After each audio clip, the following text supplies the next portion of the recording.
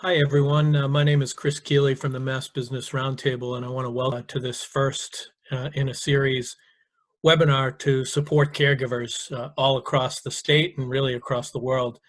Before we get started, I'd just like to make a few quick announcements. This webinar is being recorded.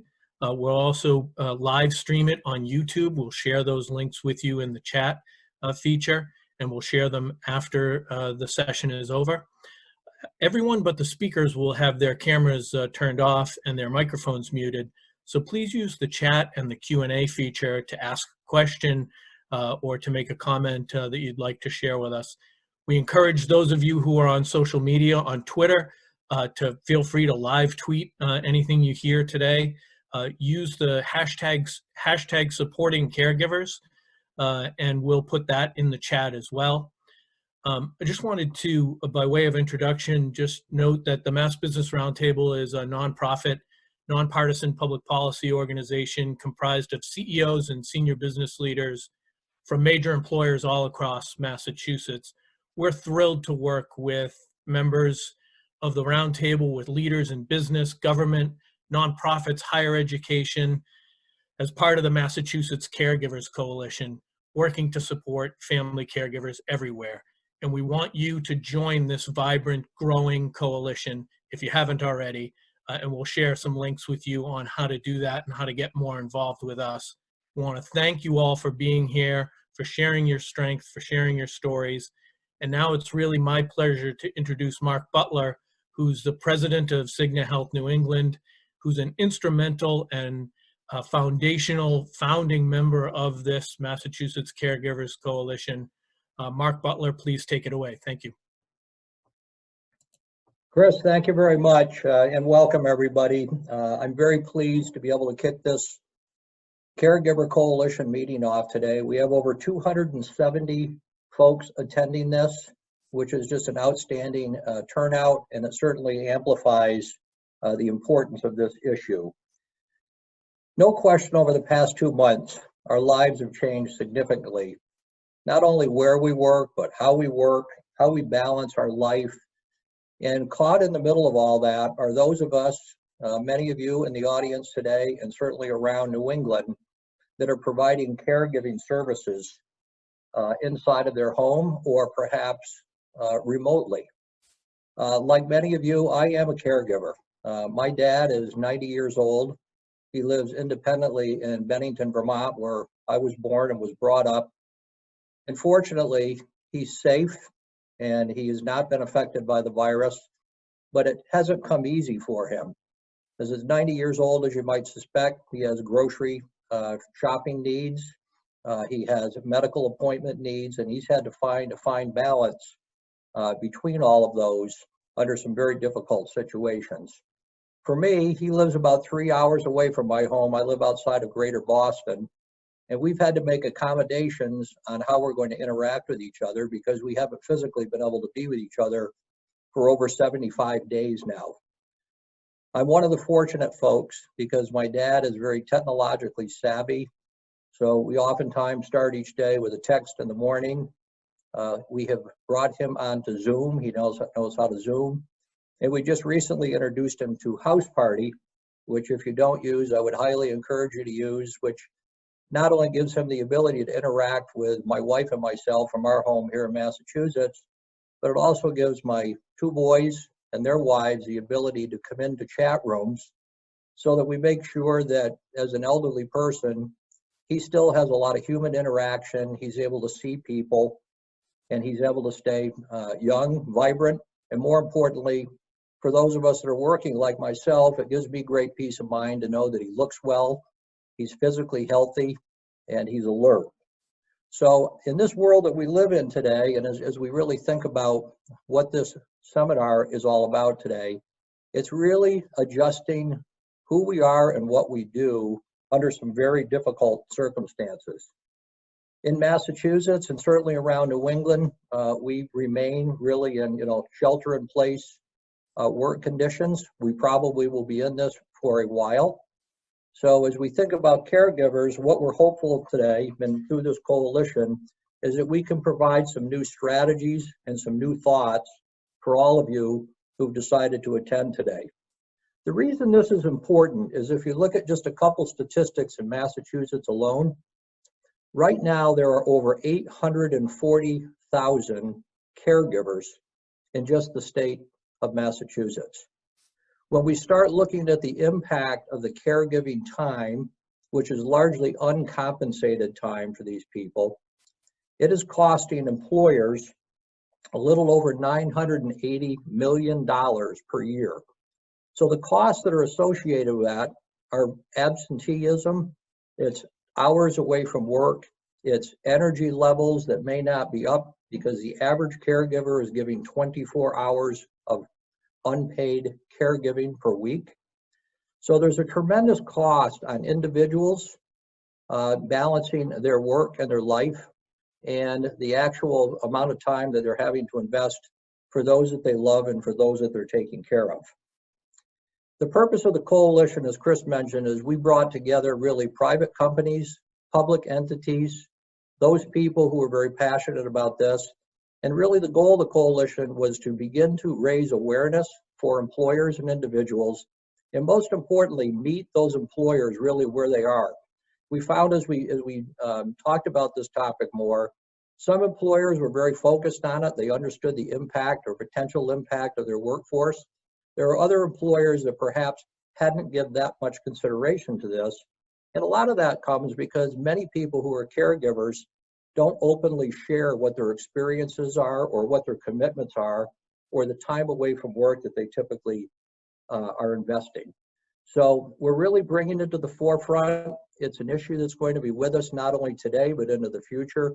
And it's going to have very significant impact on our workforces of the future. The two panels that we put together today, the realities of caregiving in a COVID environment, and then actual practical strategies that we should employ, we think will begin to open up this whole discussion, and hopefully each of you will begin to give some thought and some pause. Very simply, are we doing enough as individuals? Are we doing enough as employers to really support what we know is a big portion of our population that's involved with this? So very simply, I would just have three asks for you today. Number one, understand the challenges that are present today for those people who are providing care. Very different environment. We may have spouses and individuals working together at home, may have small children. They may have an elderly adult living with them. And we're all doing that while we shelter in place and we try to balance work with all of our other personal commitments. So just understand that these challenges that were significant to start with have even become more significant in the COVID environment. Number two, understand the resources that are available. Many people don't realize that resources are available. We'll talk a little bit about that through some of the panels here today. And please follow up with any of those individuals if you need more information. And then the third thing is understand that you're not facing this whole situation alone. Many times we found as people begin to share their stories, they don't necessarily realize that there are many other people confronted with the same situation that they're confronted with. So the beauty of bringing so many people together here in this format is we can share that, we can begin to have people pause on that, and we think there's tremendous value in people understanding that you don't have to go it alone and you don't have to isolate yourself from these types of situations. So as I close out, I'm going to leave you with a quote from former First Lady Rosalind Carter. She said there's four types of people in the world. There's those who have been caregivers, those who are currently caregivers, those who will be caregivers, and those who need care. So as we think about this and we go through today, keep that in mind that this issue will touch all of us in some way, and will be very impactful. And there's a lot that we can do to support these people that are currently providing care for many individuals. So I'd like to thank you again today on behalf of this coalition for attending. I think it's going to be a great program. I would actually like to introduce you to Robin Lipson. Robin is the Deputy Secretary of the Executive Office of Elder Affairs here in Massachusetts. She's one of our founding members a friend of ours and has done wonderful work bringing this forward. And as Chris mentioned at the onset, this is just a really good example of, private business and government entities coming together to raise awareness and to do some what we feel is very good work. So with that, Robin, I will turn it over to you. Thank you very much for attending today, everybody. Thank you very much, Mark, and thank you, Chris, and thank you to everyone who's joining us today. This is such an important and timely topic, and while it is fulfilling for many, caregiving comes with many challenges, and as we talk about the current experience and the pandemic, we know that these challenges are exacerbated under these conditions. As Mark said, family caregiving is everywhere. It spans generations, socioeconomic and cultural groups, geographies, and all other demographics. And he already mentioned that there are nearly 850,000 family caregivers here in our state, people who are caring for a partner, a parent, a family member, or friend. And I want to point out to you that while the stereotypical understanding is that most caregivers are boomers like me, that's actually not true. Some of them, many of them are men like Mark, and many of them are millennials and younger individuals. And we are fairly certain that the number of caregivers has increased during this pandemic, as many people have been thrust into these roles for the first time. One of the things we really need to do as a caring society is to acknowledge that virtually any adult can be a caregiver. So before we get started, I want to thank all the caregivers who are listening. And please know that we see you, we hear you, and we're here to support you. We hope that you walk away from this first panel with a new tip or resource and the feeling that you're not in this alone. Let me invite the amazing panelists that are going to join me, if they haven't already done so, to turn on their videos and their microphones. For those of you in the audience, feel free to share questions or issues that you want us to address through the chat or Q&A function, and we'll get to as many of them as we can as we walk through our stories and our questions.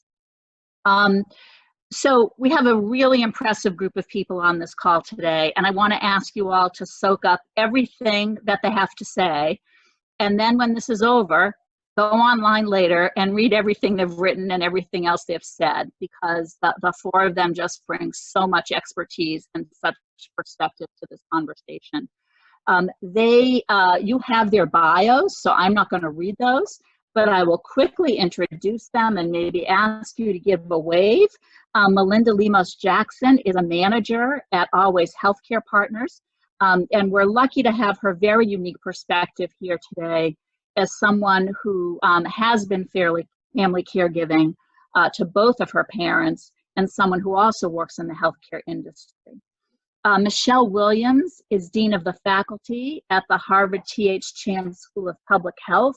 So she's going to help us understand the role of family caregiving in the healthcare industry and in our communities. Amy Lord is the Senior Director of Care Management at Boston Senior Home Care, which is part of the Aging Services Network in Massachusetts. And she manages the Family Caregiver Support Program, which is actually a program that's available nationally, quite strong here in Massachusetts, and she'll tell us more about that. And Bob Stephen, who is the Vice President for Home and Family at AARP National. Bob is kind of the family caregiving policy guru in the country, so we are very, very lucky to have him. And I think it's possible that Bob has kind of the biggest lens on this set of issues.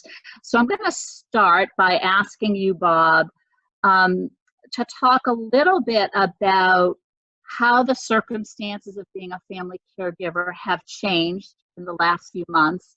And I know that you're always listening to caregivers. So tell us kind of what baseline was and what's changed so that people can get a sense of what's going on nationally. Great. Thank you, Robin. And you're right, a lot has certainly changed in the last 2 months, and very quickly.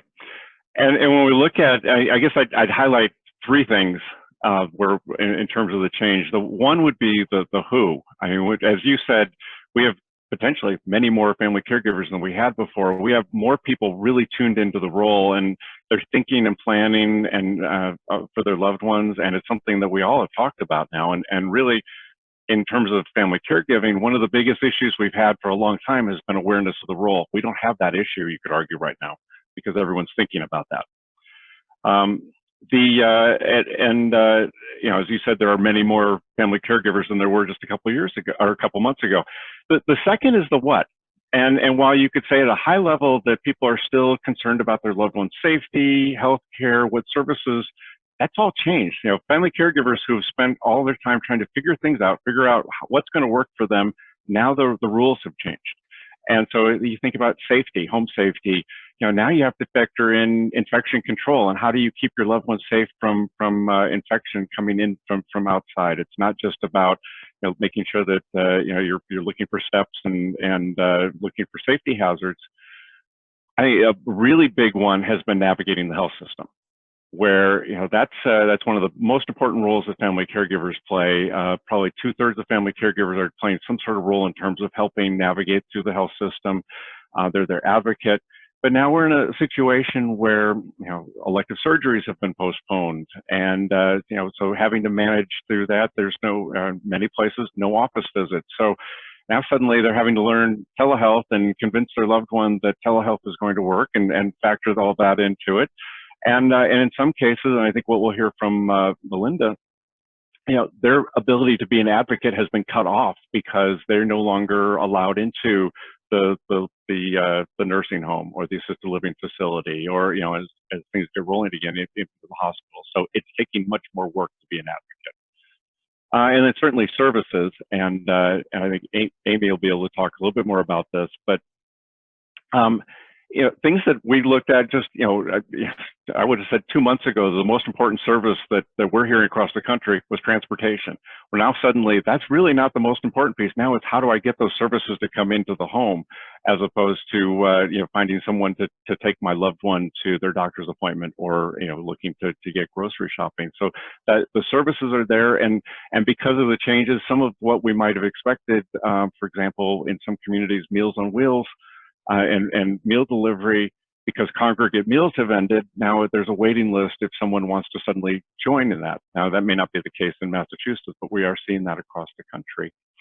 And I think the last piece that I would highlight would be what's happening to family caregivers in terms of their own situation, their stress. Some of them are unable to see a loved one. We saw that, you know, with Mark talking about not being able to see his father in person. Others have noted they're home 24/7, and maybe in the past work was respite for them. They could get away for a little bit. They don't have that anymore. They may be cut off from their social connections. And then on top of this, we have this huge economic downfall, which adds just another layer of stress. And so, you know, there's a lot that's really, you know, changed things for the negative. I think there may be some small positives that we see as well. I mean, in addition to what I mentioned with the awareness, you know, certainly tech adoption has gone up. We actually, when we talk to caregivers, we've heard some say, well, you know what, actually I have more time with my loved one. That's a good thing. And certainly in terms of those of us trying to reach family caregivers, well, we kind of know where they are right now. So we know that they're home, that they're, you know, if you want to reach them, the internet or the radio may be the best way to do that. So those are, I think, some of the things I would highlight in terms of changes. Thank you, Bob. Dean Williams, thank you for joining us. And let me also thank you for producing the next generation of public health experts, which we so desperately need. Could you talk about why you think caregiving issues are important in the context of the public health of the country and in our health system in general? Sure. Thank you. Thank you, Robin. And good afternoon, everyone. Thanks for joining in this conversation. And I want to thank Chris and Mark for their opening comments as well. You know, this is an important public health topic for a number of reasons, and I'll start with a few. Today in the US, more than 34 million unpaid caregivers are working in the US right now. These numbers are only likely to grow because of what we realize and know and are living in the middle of, an aging population in the US and globally. So for example, by the year 2060, we will have more than double the number of Americans over the age of 65. And so the demand for family caregiving is only going to increase. And it has to be a public health imperative that we support family caregivers. The other thing, and this was alluded to in Bob's remarks, family caregivers are often the most under-recognized members of our healthcare workforce. And really our healthcare workforce, including family givers, are the front line for public health and wellness. And so we have to think about this as a public health challenge where public health advocacy and the best of public health science is brought to bear on managing the needs of what is a very large, underpaid, and overworked population of family caregivers. It has to be brought to everyone's awareness that this is a large member of our public health workforce, our caregiving workforce, and that these are caregivers that have to balance their work and their life responsibilities while caring for family members. As Bob pointed out, there is also the need to recognize that family caregivers, like other caregivers, have to balance the needs that address the physical and the mental health stressors that they face. Their capacity to give care depends on their providing the care and building their own resilience. And this is a part of what public health can do in the space of supporting family caregivers. It's also public health's responsibility to acknowledge that this unpaid workforce has to benefit from a larger, more comprehensive approach for providing for their care services and advocacies. And finally, I would say that public health in the academic space, as well as in the civic governance space, has to be very forthright in taking the responsibility in recognizing that part of the inherent frailty of our healthcare system is that we've not necessarily fully integrated and played a leadership role in developing a care model that properly integrates family health care giving with population health care and primary care. And so weaving these sources of care together to improve individual health, family health, and population health is an actual imperative of public health. Thank you. That is a lot for us to think about, and I think we'll come back to a few of the ideas you mentioned later on. Amy, could you talk about your role at Boston Senior Home Care and what the Family Caregiver Support Program does for caregivers? Sure, thank you all. So across the state of Massachusetts, there are 26 aging service access points, and each of these across the network has a family caregiver support program. So the caregiver support program offers free services to anyone caring for an older adult or an adult with of any age with Alzheimer's disease or a related memory disorder. We also provide support to older adults 60 or over who are caring for an adult child with developmental disability or for children under 18. The program is a great program because it provides support, assistance, resources, and information for family caregivers. And when people are linked to the ASAP network, a caregiver advisor reaches out to the caregiver. They assess each case individually, and they create the action plan based on the caregiver's ever-changing role that's specific to him or her. So during this challenging time of COVID, we've had a lot of interesting calls, and what's great again is that the caregiver advisors are working with the caregivers on individual care plans that really are specific to their caregiving role. And they can also determine if they are eligible for any other programs within the ASAP networks, even outside of the ASAP network, and help link the caregiver and the care recipient to some of these state-funded programs, whether it be home care, it could be an ARC, adult foster care, money management. It's a slew of services, all at caregivers' fingertips, and the caregiver advisor, they're really, really key and an important role in the caregiver's life. Thank you, Amy. And we'll be sharing some resources with you in the chat and get them out to you afterwards so that you can have access to some of the things that the panelists are talking about. Melinda, could we turn to you for a minute? The pandemic, as you know firsthand, has created a very challenging situation for family caregivers whose loved ones live elsewhere, whether that's in a skilled nursing facility or an assisted living residence or in some setting that is not allowing visitors right now. So Melinda, you've experienced this firsthand and wonder if you could just share a little bit about your own journey at this time.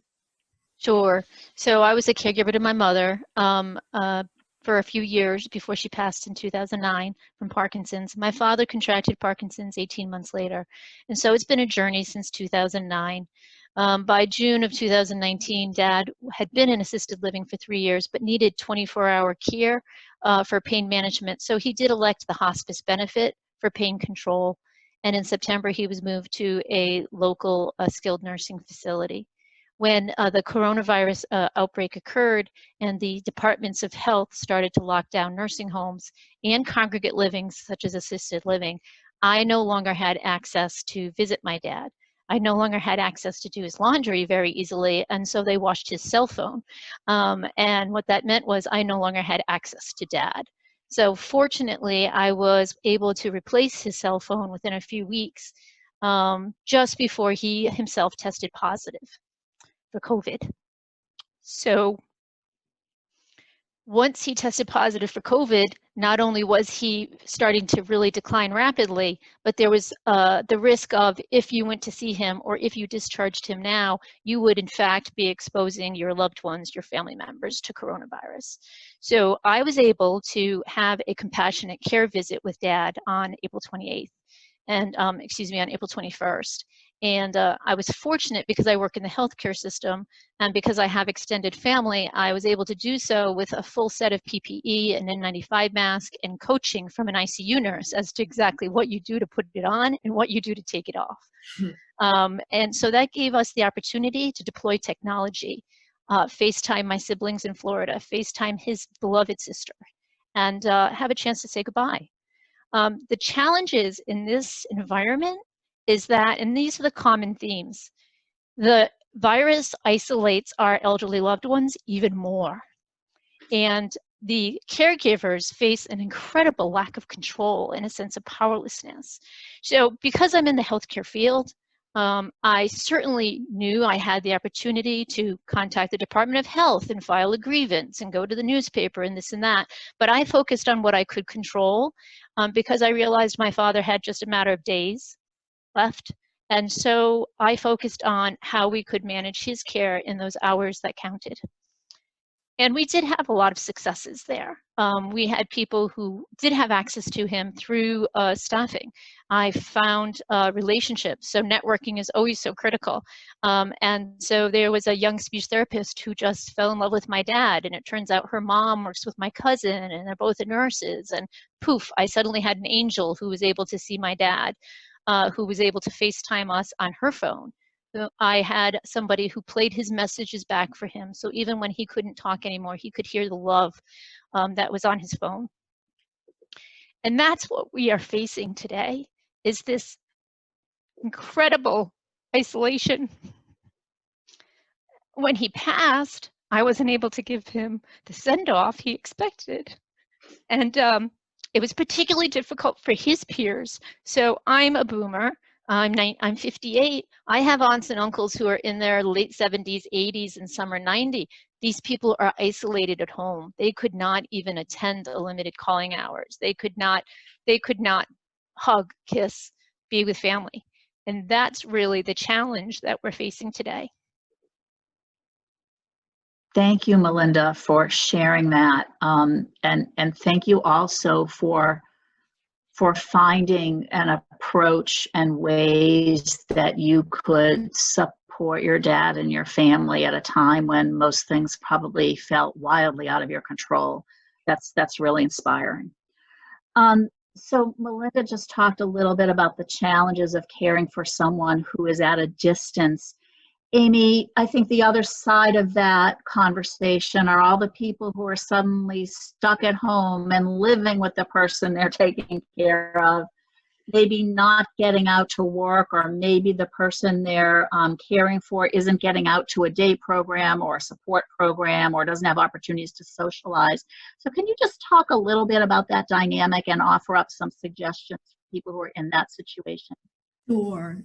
It's a great point. And I think caregiving during COVID now is much more intensive, complex, and long lasting. And, unfortunately, caregivers did not have the proper and adequate preparation for this and their role in caregiving during COVID. They were, everyone, all of us are in the same boat. We're sort of thrown into this. So they're facing a lot of stress, fatigue, and worry. For instance, as Melinda, thank you, Melinda, for sharing that story. But, when a loved one goes into a hospital or a SNF, well, I can't go with them. So what does this mean? And it does bring a level of stress that, we never thought we would anticipate. For those caring with dementia, the caregiver might not get a break because, as you mentioned, there's no place to go, and they don't have anybody to come in and provide respite for them. So they can't even go out for a walk. As you mentioned, the adult day helps now, they're closed, and the caregiver is trying to care for and keep their loved one engaged all day. And the care recipient is missing their adult day health friends and just the routine that they're used to on a daily basis. And the caregiver also might be refusing some of the in-home help because of Corona, and they're afraid of having people come in to offer services. So this could, of course, put more physical strain on the caregiver. If they're trying to take their loved one out of the house, they could have difficulty getting them to wear a face mask or wash their hands. So the stress of the caregivers could impact the behavior of the care recipient. So some advice I would say would be to develop a routine or a new routine to structure the day, even for the caregiver themselves, because they need to also maintain their own mental health during these difficult times that, we're all sort of facing. And if they can, we're all, whether or not we're tech savvy, I think we're all becoming more tech savvy. My 81-year-old mother is expert now on Facebook, FaceTime, and all of the certain technologies that are out there. So you can plan to look forward, plan something during the day that you can look forward to, such as a FaceTime. If you're not able to use FaceTime, then maybe a call with a family member, a ride in the car, or a socially distant visit, just to break up the day and to establish that routine. The music, games, game shows, old movies, puzzles, anything that you can do during the day to have a purpose can be helpful. Thank you, Amy. Dean Williams, one of the themes throughout the last couple of questions and answers has been the emotional toll that caregiving may take on both the caregiver and the person being taken care of. Can you talk a little bit about the importance of emotional health and how to address some of those issues as we think about this?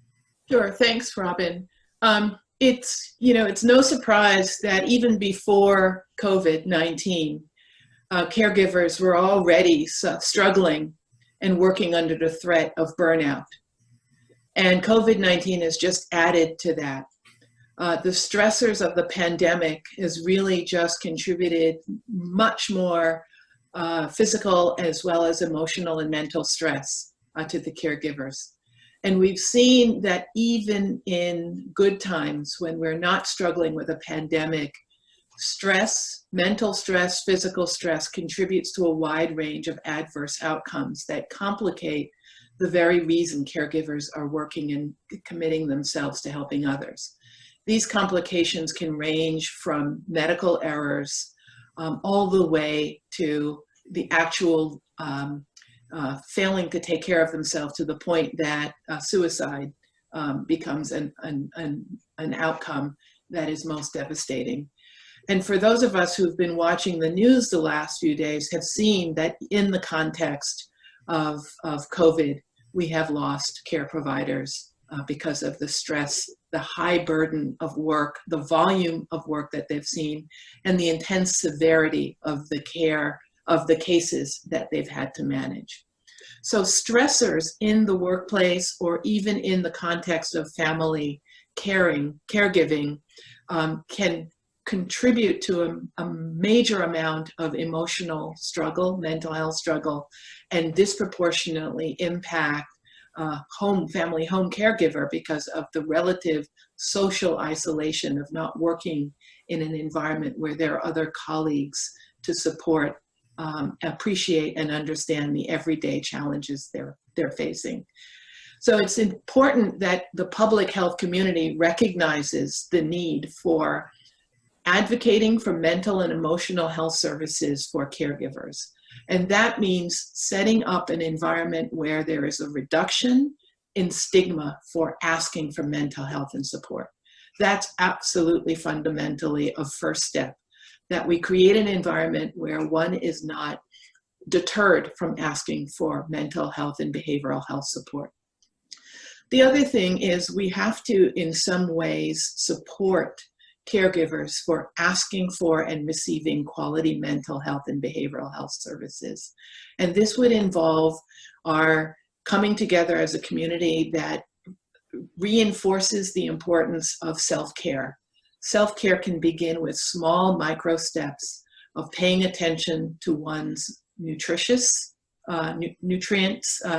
and the dietary health, also providing opportunities for caregivers to exit the workspace, the family caregiving space, and spend time on self-care. If we can effectively communicate that to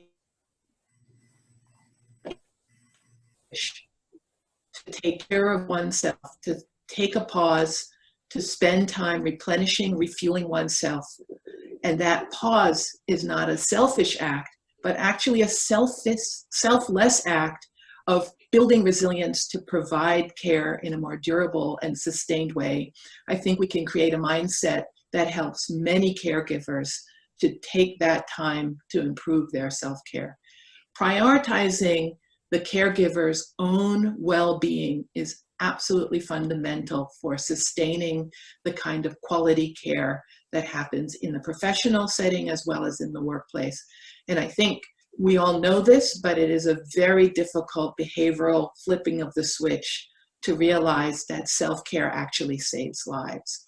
And as a community, we just have to keep supporting and enabling caregivers to care for themselves by creating an environment where the stigma for asking for help is reduced and creating an environment that allows for and facilitates an opportunity for caregivers to pause, take a breath, and refuel.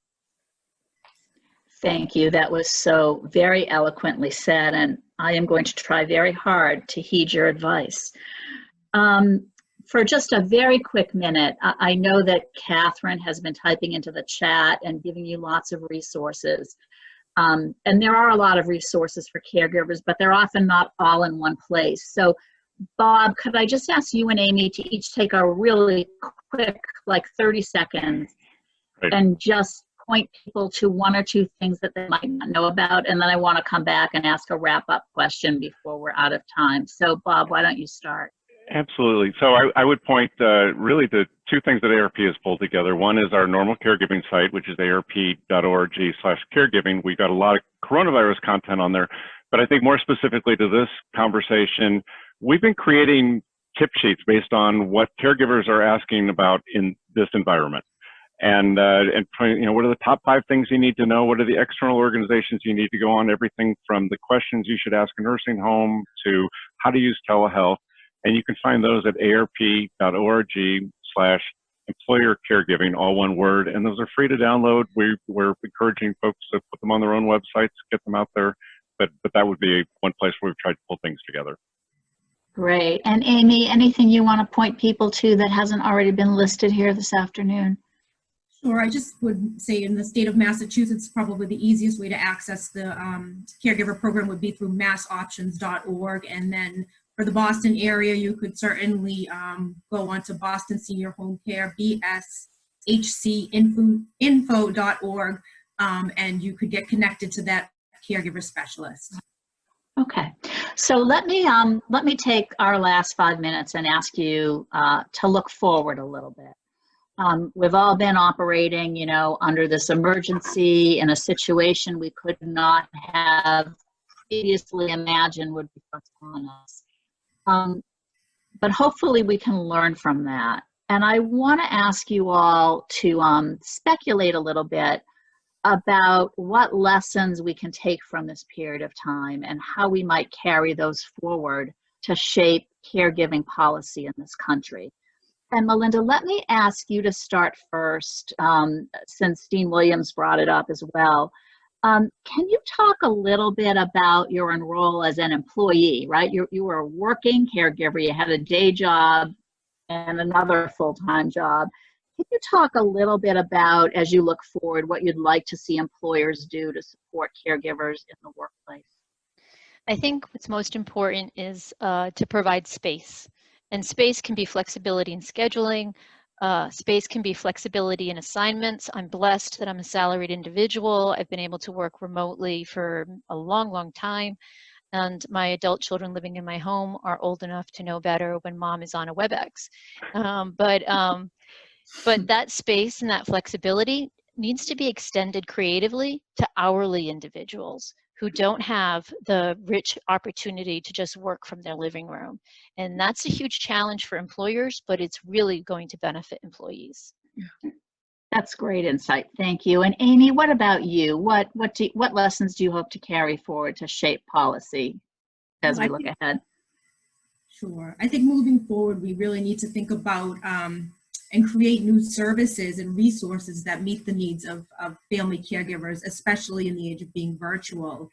What will services look like in the future now that we've experienced and we have experienced COVID? We're going to need to look to build funding into our programs so caregivers are equipped with the proper technology in their homes, and they're able to know how to use that to best meet the needs of their loved ones, to be able to offer them respite and ensure that services can be delivered efficiently and effectively. Okay, and Dean Williams, quick thoughts, someone who works in public health and trains folks who are going to work in that field. What do you hope to take forward from all of this? I think the most important thing is if we can, as a society, work together to recognize, to actually see family caregivers as important members of the public health workforce, and to really have society invest in creative and thoughtful ways to enhance and support healthy aging. If we can do that, and we can do that for the long term, while also celebrating, recognizing, and seeing the importance of family caregivers in the public health care model, we'll have a stronger, healthier society in the long run. Thank you. And Bob, I'm going to give you the last word. AARP, has a very big policy platform. They have a big voice. People, really do pay attention to what AARP thinks and does. So how does our experience in this pandemic set the table for any future policy discussions around caregiving? Hey, there's a short term and a long term to that, and the short term is probably we've seen things happen here and get put into place that were temporary, and we need to look at those. For example, telehealth and Medicare paying for that, and what can we take the good and extend that? Those should be hopefully some of the easy things. But I think I would really echo what Dean Williams said. It's that when we look at this, family caregivers are arguably the largest healthcare provider group. They're just not recognized as that. And we can see the adverse effects that have occurred through this pandemic when they're cut off, like Melinda cut off from her father, and others who can't advocate or be there for their loved one. And I think that's one of the biggest things that we see is that the ability to get family caregivers recognized for what they do, so that we can learn that nobody gains when we cut them off from the folks that they're caring for in this, and we really need to learn from that to make sure that we formalize their role going forward. Thank you. Thank you to Melinda and Michelle and Amy and Bob for your time, for your insights, and the resources you have so generously shared. I would like to turn it over to my colleague, Sarah Quist from Cigna, who's going to set us up for the next panel. Thank you again. If my panelists could turn off and mute, that would be great. Thank you, Robin, and the entire panel of speakers for truly an engaging session. I'm Sarah Quist, Director of Community Engagement for Cigna New England. The Massachusetts Caregiver Coalition is motivated and passionate to help visualize what it will take to support family caregivers. And with that, we have invited a graphic illustrator to be with us today so that we can best capture the discussion. Alejo Porras from the Sketch Effect is here as an active listener and designing in real time. So he will now bring up his screen to share with us what has been highlighted thus far in our time today. He will continue capturing throughout the rest of this webinar, and then we will share with you the completed visual in the coming days. We thank Alejo for sharing his talents with us today. And for more information on this concept of remote notes, you can visit thesketcheffect.com. Just one reminder before we head into the next session. If you are sharing on social, please be sure to include our hashtag, which is #supportingcaregivers. And with that, I'll turn our session over to our next moderator, Alexandra Drane, CEO and co-founder of Rebel Health and ARCHANGELS. Alex, take it over. Thank you. That was extraordinary. And I hope all of you guys are tweeting up a storm and specifically capturing some of the tips and the really beautiful stories that people were sharing. That was incredible. So really well done by you, Robin. Thank you, Sarah. And I just want to say to you, Melinda, our hearts are with you. Your dad had an incredible daughter. So thank you for sharing your story with us. So I'm Alexandra Drane. I've been obsessed with the caregiver space since 2003. So I'm a dinosaur in the area. I'm also sort of overexcited for today's panel. And I want to celebrate that we have the exact opposite of a mantle in front of us right now, which is a term many of you guys are familiar with. And in this one particular circumstance, that might actually feed the preconceived notion that caregivers are women. And they are, and women are incredible at caregiving, but 45% of caregivers are men. And 1 in 4 caregivers are millennials, and once a caregiver is a millennial, 50% of those millennial caregivers are men as well. I want to reinforce Robin sharing some of those stats. So we have so much to cover, and each of these panelists, these extraordinary women, have a unique perspective and a unique expertise. So I'm just going to jump in and introduce each of these rock stars as I ask them their first question. And then you should Google the heck out of them and read everything you can about them and what they do in their beautiful work later. Liz, I'm going to start with you. Liz O'Donnell, you are the founder of Working Daughter, which is a community for women balancing elder care, career, and more. You are also an award-winning writer, and I would argue a world-renowned expert in this space. In fact, we actually heard about you from 2 of the founding members of this group. Both Cigna and SeniorLink are in love with you and with the expertise that you bring. So I want to start with you because you're a great bridge, I think, between that extraordinary personal perspective that we just heard and the employer perspective, since really no matter what sort of hat we're all wearing, we are all human inside. And I think particularly for caregivers, it's tremendously hard to separate life from work. So you've been a caregiver 3 times over, and you now help employers support caregivers. And you shared with me in some of our prep that being a caregiver teaches you skills that are invaluable to employers. Tell me more about that. Yeah, I would say if you're looking for your next hire, I would hire a caregiver. Why? Because they are incredibly efficient, because they have to be. They have an incredible work ethic. I mean, like we just heard from Melinda, they're working a day job, and then they've got their caregiving gig, sometimes 2, right? For people in the sandwich, they're parenting and elder care. They can multitask like nobody's business. And they've honed some really important skills like negotiation and problem solving. I know when I was a caregiver, and what I see from so many caregivers is we have to learn how to get to yes, right? Yes, I need this doctor's appointment at this specific time because I have to work and because my dad is slow to get up in the morning. And yes, I need more than 30 days of medication, pharmacist, and here's why. And I mean, we can coordinate across multiple departments in a hospital, which is something some of the best administrators struggle to do. So I think if you want someone on your team who can get to yes and who can get things done and overcome obstacles, that's a caregiver. And when I think about my own experiences, Alexandra, I faced down my biggest fears. And so caregiving makes us resilient and fearless, quite frankly. And those are skills that I would want on a team. Amen. And all you employers out there, pay attention. This is how we start helping to normalize people being able to share that they're a caregiver, because we can start celebrating the extraordinary asset that having a caregiver on your team is. I love you just said have to get to yes. And you said to me when you and I were prepping, you want me on your team.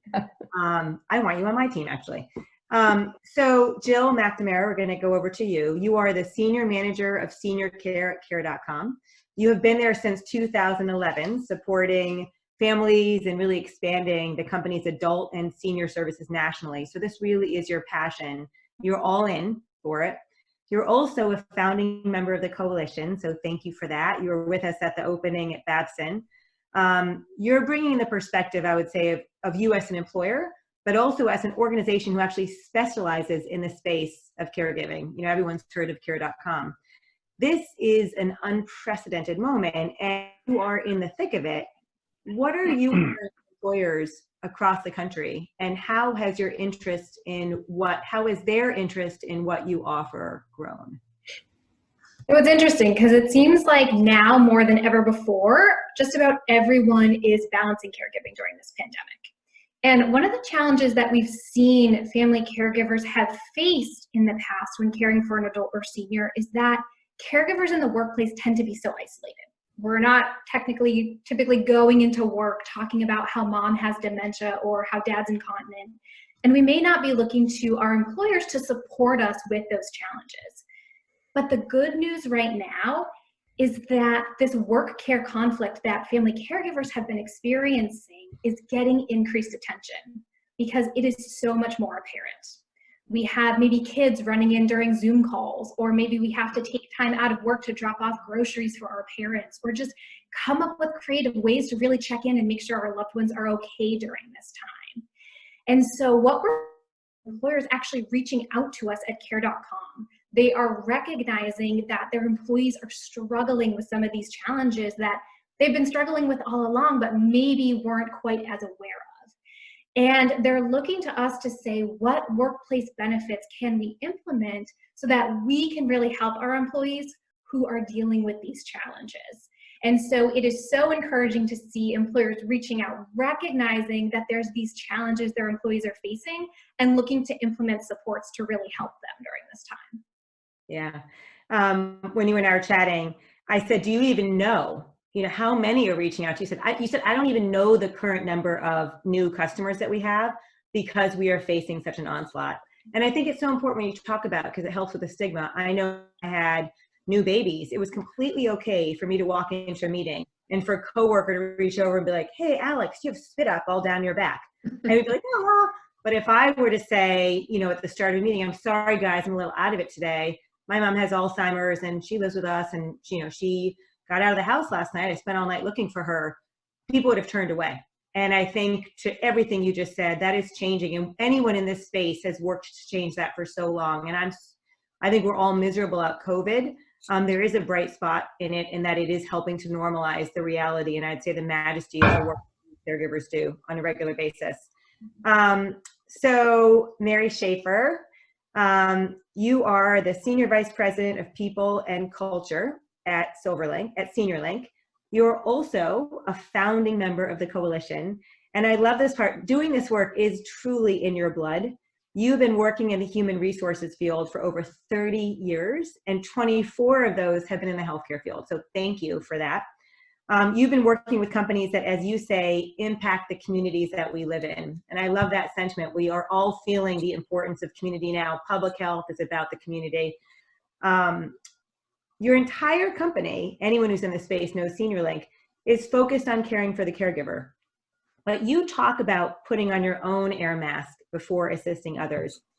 Tell me what you mean by that and how technology is helping you and your employees put on their own masks first, even in a world that has very suddenly transitioned to a remote workforce, no planes.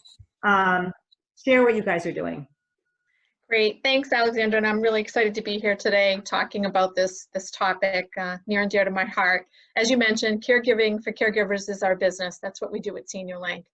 And we say to our caregivers, you know, SeniorLink cares for you so you can care for others, but we also have an employee motto that says you care for others so we care for you. And that's what we base everything we do off of, is making sure that the well-being of our employees are taken care of, because we know how much they put into their daily jobs caring for the caregivers out there every day that need us. So when COVID was upon us, and we knew that we were going to be needed more than ever by our families that we serve every day, we needed to make sure we took care of our own staff first, and to make sure that they could create an environment at home where they could be successful working in a remote environment. So of course it all starts with communication and making sure that we're checking in with our staff on a regular basis.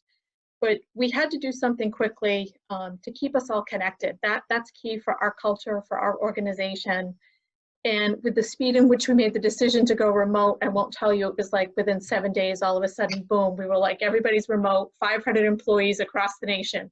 And we needed to make sure everything was in place. So given the fact that we're a high-touch organization, we needed to find technology that was going to help us stay connected. We have launched Microsoft Teams. I'm sure most of you are familiar with it or are using it yourselves. And it's a daily communication tool for us. It allows us to use chat, video, which is critically important for the human connection. And a lot of people today have talked about isolation, and I think video helps with that piece. The other thing we've found with Teams, it has so many great features that our people are actually sharing what it's like to work at home. A couple people mentioned kids zooming in and out of the room when they're on a call, or animals jumping on the computer laptop and capturing those things and posting them so others can realize that we're all going through this at the same time. And we actually launched this very quickly. Within 2 weeks, everybody in the company had the ability to use Teams, and we found it to be a great way to stay communicating with each other. We also have a company internet site called Quest. That is our own homegrown, which I'm sure a lot of you have, but we use that front page for communication tools. So if you want to know what's happening today, you can go right onto the communication tool on the front page and see what's going on. We update that on a regular basis. One of the other things we put in place immediately was a daily survey. And this allows us, as I mentioned, we have 500 employees across the nation, but this allows us to stay connected with our employees on their health and well-being while we're monitoring their illnesses, their families' illnesses, and other stresses that may be in the home in order for them to be able to do their jobs successfully. So we want to check in with them daily, and that's been working really well. It gives us a temperature check, and we can provide that information up to the leadership team daily, which is great. And as we mentioned earlier, as I mentioned, you know, we're in the business of family caregiving, right? So the other piece of our technology that we have at our fingertips that our staff has found remarkable to be able to use during this time is a tool called Vela, and it's a care collaboration tool, which is HIPAA secure. It's part of what we use at SeniorLink, and this has allowed our employees to stay connected 24/7 with our families. We have received so many accolades from the families we serve for having the ability to stay connected through Vela. We typically would go into a home and do home visits, and this has allowed us to continue those visits, but in a virtual environment, keeping everybody safe. You know, it's funny, I was so looking forward to this day, and I know a lot of us have Zoom fatigue or whatever the tool fatigue is. I'm so hungry for faces. I'm such a people person, and that connection component, whether it's with your coworkers or whether it's with your family, really matters. And I think for a lot of people, work is respite. If you're a caregiver, work is where you go to get a break, as crazy as that sounds. So I love that you guys mobilize so quickly. Hazel, coming over to you, baby. You are VP and Head of Global Patient Insights and Advocacy, Government and Public Affairs at EMD Serono. I want to clarify for everyone, because I think it's such an important point, that you're a pharma company and you're an employer, and supporting the unpaid caregiver is ostensibly not your business, right? But yet you've made it such a big part of what you do. Thank you for that. You started the Embracing Carers movement way back in 2017. What led you to the conclusion to do that, and how has that changed with COVID? Thank you so much, Alex, for this opportunity. And I just want to start by saying, family caregiving is in our company's DNA. EMD Serono is the biopharmaceutical business of the German Merck KGaA Darmstadt, Germany. So we have a rich legacy of 351 years as a family-owned company focused on providing solutions to patients, and by extension, their caregivers. So this is a great discussion today. I'm really honored to be here. And what we're hearing from the panel is that caregiving issues existed long before this COVID issue, and that really what COVID is doing is magnifying the sort of intense, ill-supported, ill-funded system to support unpaid caregivers and family caregivers. And back in 2017, an internal project became now what's called Embracing Carers, which is essentially a global initiative that really came to the fore with a survey that we did of countries around the world, asking caregivers, what are the things that are preventing you from, fulfilling goals or having quality of life. And what we found really was echoed today in the discussion, that 1 out of 5 caregivers in the U.S. reported that their careers has suffered as a result of performing their caregiving responsibilities. The comment about mental health and depression really resonates here, as almost half of the participants who took the survey reported feelings of depression. And then we even see that 45% of the respondents said that they couldn't even make time to fulfill their own medical appointments and see their own physicians. So we really saw this need and painted a picture of what we really need to do as a company and where we need to focus our energies. And that's where our initiative Embracing Carers came to be. And now it's, this global effort that we're working to educate, raise awareness, address policies, and do so much to really not just talk about this, but really elevate and work towards a solution. Yeah. Well, and I love what Liz said earlier, we can reframe caregiving as a skill set, so that there should be demand. When you make the point that from your data that the careers have suffered, and there was an incredible study that Harvard did in the beginning of 2019 that looked at that very fact. It should be the opposite, that we should have a hunger to be working with folks who have this ability to multitask, get to yes. So Liz, I want to come back to you. Your focus is on helping employers help caregivers really across the nation. What are some of the best practices that you've seen, and what are some that you suggest, and how has that really changed with COVID? Yeah, well, certainly with COVID, it's intensified, like we've been hearing all afternoon. I think about caregivers needing 3 kinds of support: strategic, which is, help me plan out how to do this; tactical, which is help me get this done; and then emotional, which is really just help me through this. And of course, the emotional needs right now, because of the pandemic, are really, really high. We're caregiving in really scary, uncertain times. But that's not always something that employers want to address or even know how to address. And actually, that's not always something that caregivers know how to offload. But what we can offload are the tactical things. I mean, I call it life maintenance, and it's the stuff that we all have to get done. It's, laundry, shopping and prepping for meals, having a clean bathroom, quite frankly, right? All of those life maintenance tactical skills. And so it's so simple right now for employers to help with those chores through gift cards, to food delivery services or grocery delivery services, or lawn service, cleaning services, couriers.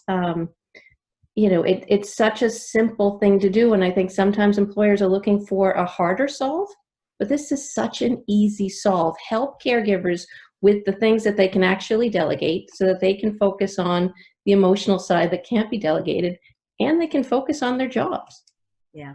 So all the employers who are watching right now, thank you for committing to doing exactly what Liz just said. We are presumptive closing you because I think that's a fantastic point and a great segue over to Jill. I want to talk about just that, which is this notion of how do we help caregivers get support. And a core part of your mission is really to support employers across the country as they support caregivers, but you're also an employer yourself. And maybe you could share for us with that hat on for a second, what are you doing to support your own employees and how has that flexed because of the pandemic? Absolutely. And so all the benefits we offer through our Care at Work services, we offer to our own employees. And that's so important to support those caregivers. So that includes things like giving our employees access to the care.com website so they can find different caregivers.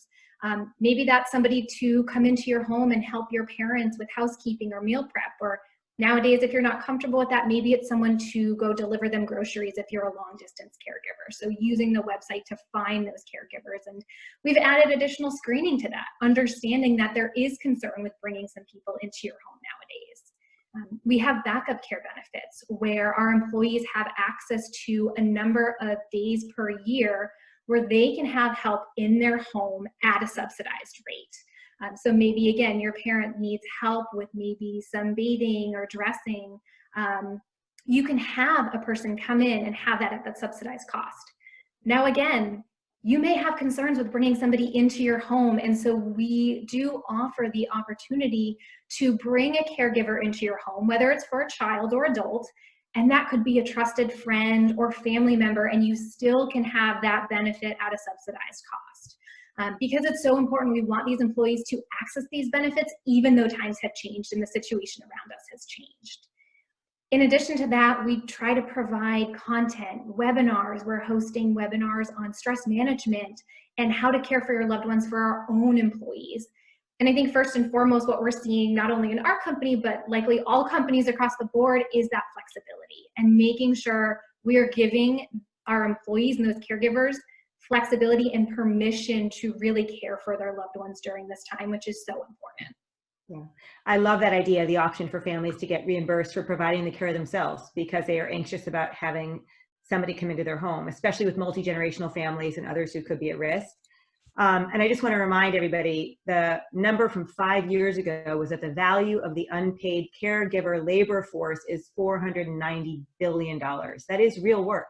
And I hope we're going to get to a place where caregivers who are needing to stay at home are getting essentially reimbursed for the extraordinary value that they are truly offering that is offloading cost to some other part of the system. So thank you for doing that. So Mary, I want to come back to you. You talked about the 3 C's. Communication was the first, content is the second, which Jill was just beginning to talk about too. I know you guys are all curious now, but what's the third? You'll have to wait.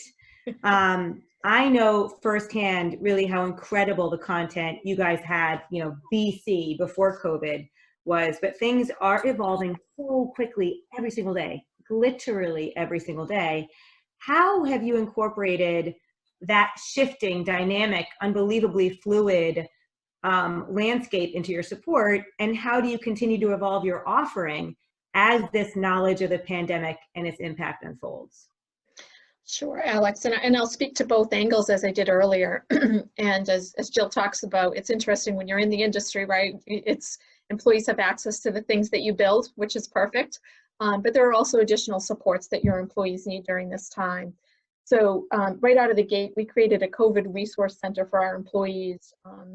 And it really was made up of a lot of things around COVID, caregiving during uncertain times, activities for managing elders and children in the home. That was a big request from employees. They were really struggling with how to keep people busy while they needed to be busy doing their jobs.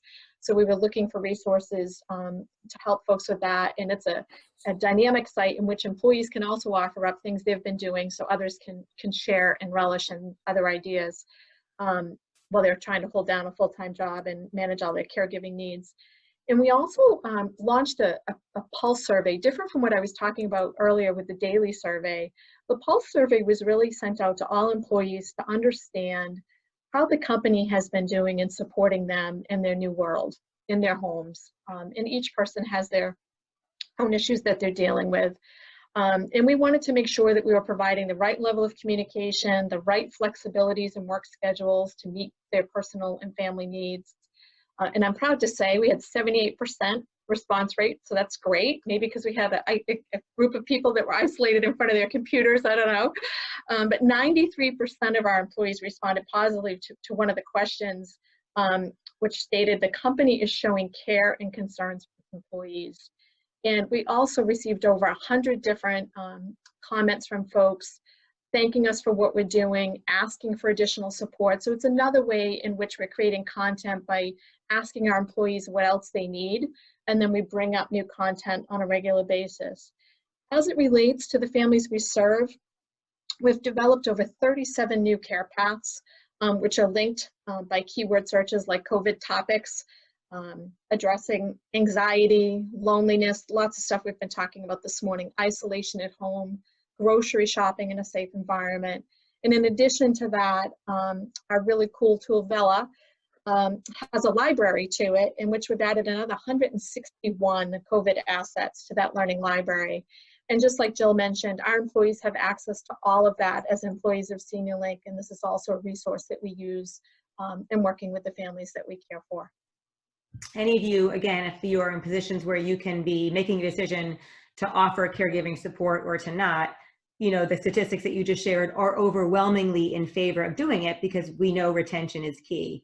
Retention of caregivers is hard. So that's a way to be getting at that. I also want to tell you that I want to date Bella. I think I'm dating. And, you know, you talk about, I think for many of us, we're almost like becoming a parent to our parent in some situations right now.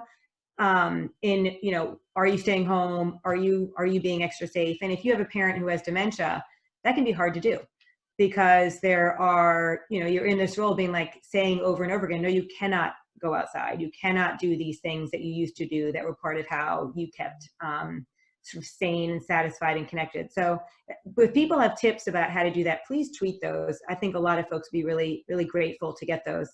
So Hazel, I love the idea of getting to the real root of something.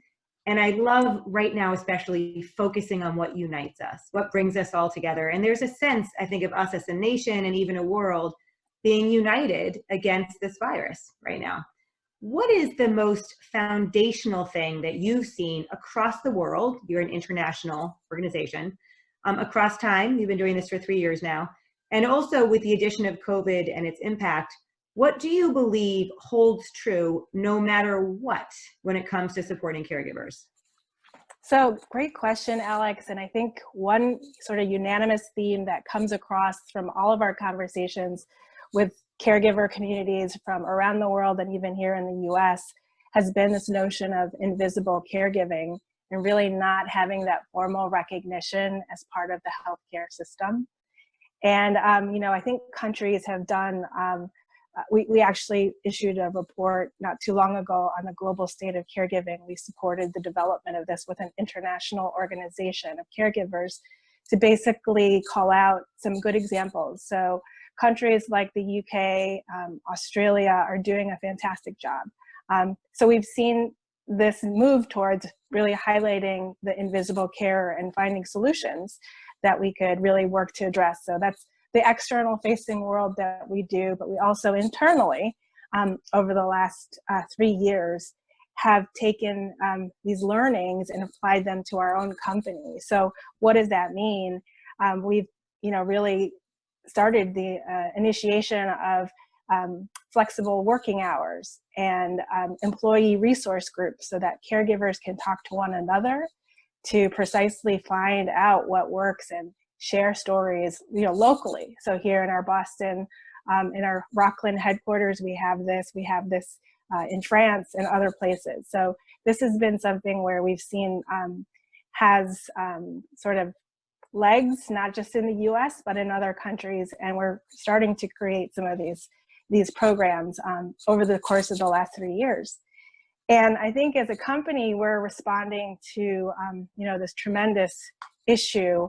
Most recently, You know, Ian DiSerono also is the private sector leader of an initiative called Healthy Women, Healthy Economies, where we really promote national policies to elevate and improve women's, you know, ability to participate in the economy. And our CEO in healthcare recently wrote a blog for the World Economic Forum to precisely highlight the impact of COVID and the disproportionate impact on women and girls in gender equity. So we see an opportunity, you know, with this crisis as well, to really put a spotlight on some of these issues and really raise the profile of these invisible carers to be now sort of the topic of governments and others to really find solutions together. Well, and I think when we talk about how do you normalize it, well, if we can get our leaders to stand up in front of our teams and say, I'm a caregiver, I teach caregivers, I love caregivers, I respect caregivers, that's part of normalizing it, right? That's so true. We had, and thank you for bringing that up, because I did tell you that in our conversation, our senior leaders have really enabled us to eliminate some of the stigma around talking about being a caregiver by coming out with their story as their personal journey as a caregiver. So the roots have been in our leadership's commitment to this initiative and our really willingness to openly discuss this. So we've got about 9 minutes left. I want to ask each of you guys one more question. Liz, maybe because you yourself have lived Rosalind Carter's quote that Mark alluded to earlier, there are 4 types of people in the world: those who have been, those who will be, and those who will need caregivers. You've checked all those boxes, and you and I actually had a little fight about that this morning, because you said, I have not checked the boxes of needing a caregiver. And I was like, wait a minute, you know, when you went through that extraordinary hard experience with your man, grief requires caregiving, and you had a lot of caregivers then. And then you went on to add right away, and you're like, actually, you're right, I still need a caregiver. Keep it coming. To be your caregiver, exactly. We're all here for you, sister. So anyone who's watching this right now, I think already feels on you that you really are compassion and sort of empathy incarnate. Talk to me about what you're telling employers that they need to be doing right now, like starting right now. I tell them 2 things. One is easier than the other, and it's related to what you and Hazel were just discussing. And it's to make sure that our policies also address elder care.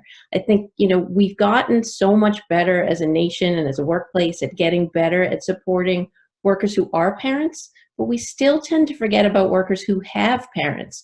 And even if we haven't forgotten about them, even if, you know, our handbooks and our corporate handbooks mention elder care leave or spousal leave or family leave, we don't always bring it up. And one of the things that makes me kind of crazy, and I've been doing since the outbreak, is I've been trolling the mainstream media. And every time I see a story about, you know, how to support parents at home right now, I write to them. I'm like, you also need to talk about how to support people with parents at home right now, because it's just become like a parenthetical. You know, it's like, our employees have these lives with children, blah, blah, blah, comma, and aging parents. And it needs to be a much broader discussion than comma and aging parents. And then the harder thing is training our workplace to be compassionate, you know, the word that you just used.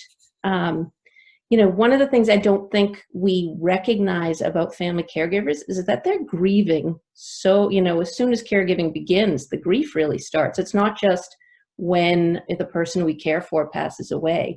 You know, we're grieving the change in our relationship status with our parents, or we're grieving how our lives used to be, or what our parents used to be able to do, all of the, you know, the different skills and abilities they lose. And now collectively we're grieving as a nation. You know, we're grieving how our lives used to be when we could leave the house, and we're grieving, you know, a loss of ideals and innocence, quite frankly. And so grief is going to become a much bigger part of the workplace, but it's not something that we've really addressed well in the workplace. And so the more we can train employees to have compassion, especially the line managers and, you know, the people who have direct reports.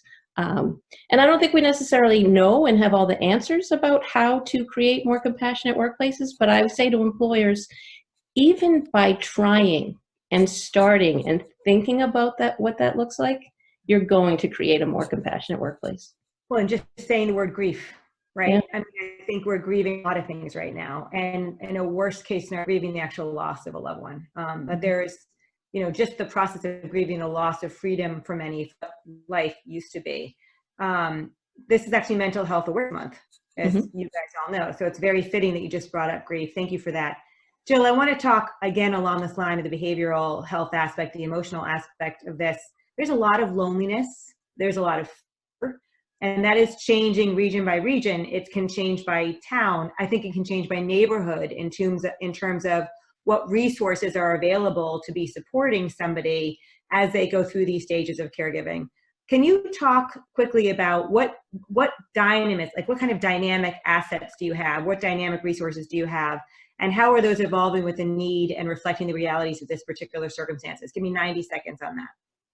Well, one of the benefits that we offer to our employees and externally as well is we have a team of master's level social workers whose role is really to provide guidance, answer questions, develop a plan of care for families, and really find resources for aging loved ones anywhere in the country. And I so appreciated Melinda sharing her experience earlier, because what she talked about is what we are hearing from families. It's those, not only was senior care so difficult to navigate prior to a pandemic, but now we're hearing questions about, should I be taking my loved one out of a nursing home?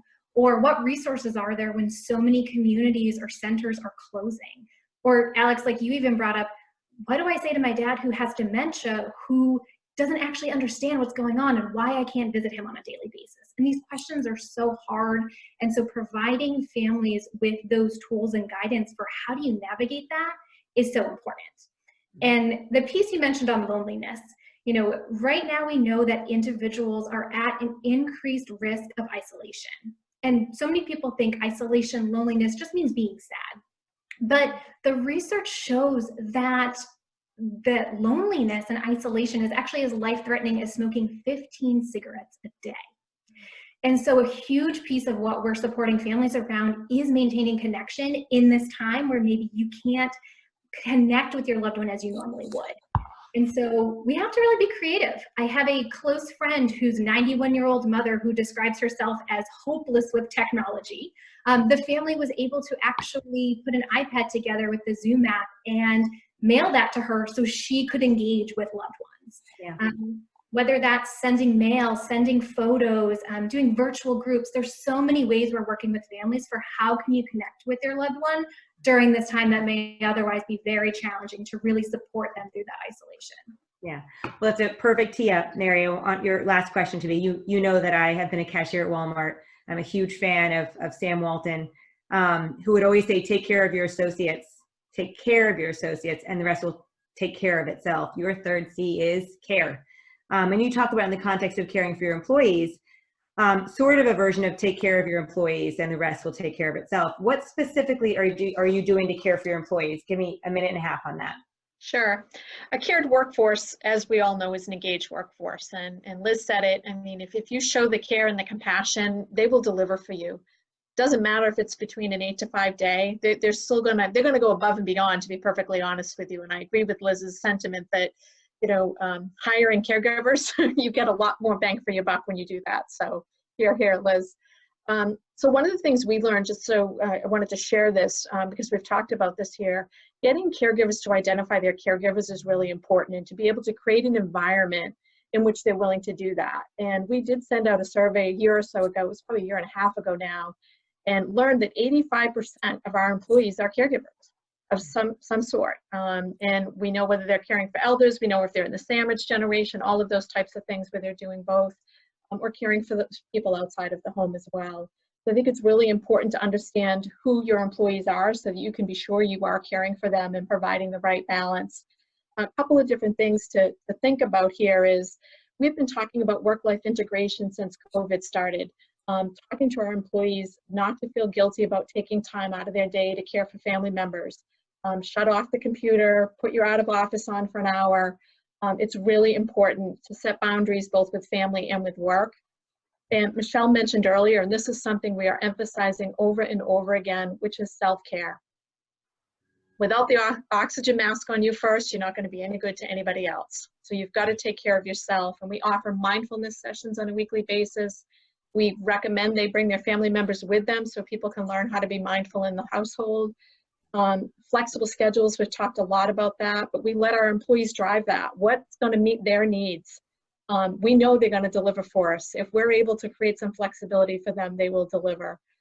In this month's newsletter, we send out a health and well-being newsletter on a monthly basis. We are doing a webinar specifically on the sandwich generation and multi-generational caregiving.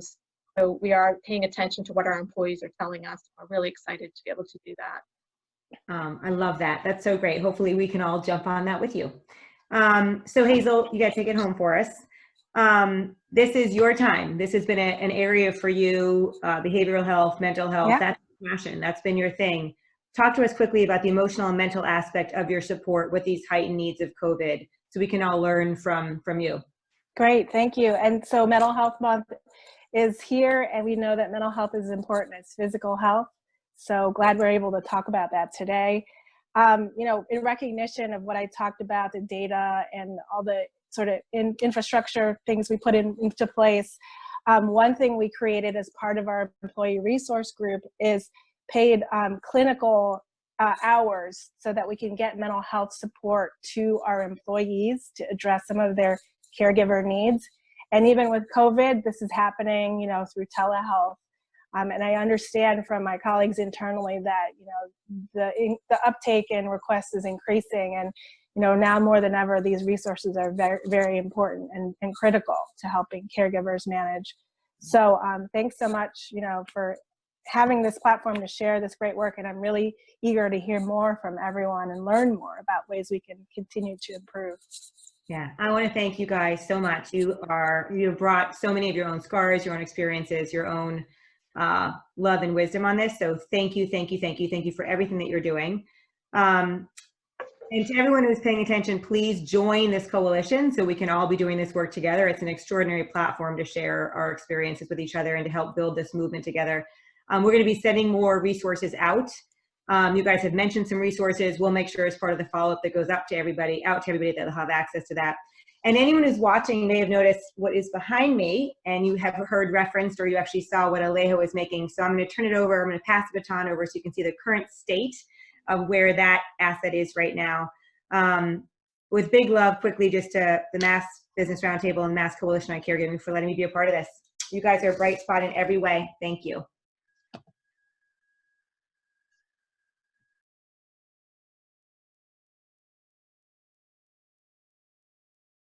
So this is Lawrence Stuntz from the Massachusetts eHealth Institute at the Mass Tech Collaborative.